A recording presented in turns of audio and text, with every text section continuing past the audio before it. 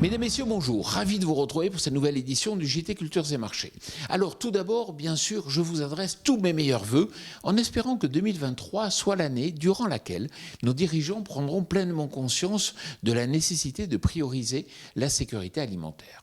Pour bien débuter cette émission, nous ferons un bilan sur la forte volatilité des marchés agricoles l'an passé, puis nous ferons un focus sur le développement incertain des cultures en Argentine, avant de faire un point sur le rebond du marché du colza et sur le retard des récoltes de maïs en Ukraine. L'année 2022 a été très mouvementée sur les marchés agricoles avec une volatilité accentuée par le conflit en Ukraine. En effet, l'écart entre les cours les plus hauts et les plus bas sur Euronext a été pour le blé de 186 € par tonne. Malgré le repli de ces derniers mois, il faut constater que l'année 2023 débute quand même avec un blé 11% plus cher qu'il y a un an.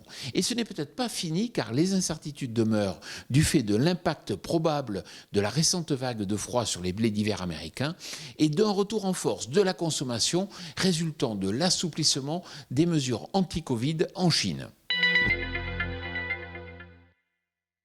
La situation en Argentine contribue également au rebond des marchés agricoles ces dernières semaines.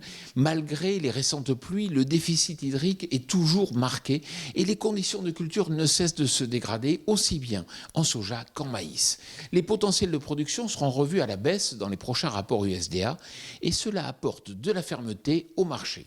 Et pour ne rien arranger, une nouvelle vague de chaleur est attendue en Amérique du Sud avec des températures supérieures à 40 degrés Celsius dans les prochains jours. Malgré les bonnes récoltes de colza chez les principaux pays exportateurs, les cours ont rebondi ces dernières semaines car le marché a été soutenu par la fermeté des autres produits du complexe oléagineux.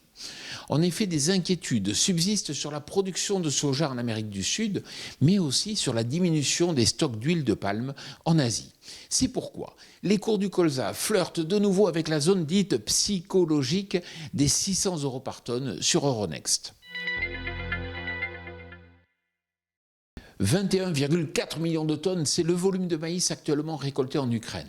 En effet, les récoltes ont pris un retard considérable en raison du conflit et des problèmes énergétiques et logistiques qui en découlent. Alors que les moissons devraient être déjà terminées, les volumes collectés sont encore loin des 27 millions de tonnes, toujours estimés par l'USDA. Attention, le ministère américain va donc devoir réajuster sa prévision à la baisse et cela pourrait soutenir les cours. Voilà, le JT Culture et Marché, c'est terminé. Je vous souhaite bien sûr une excellente semaine.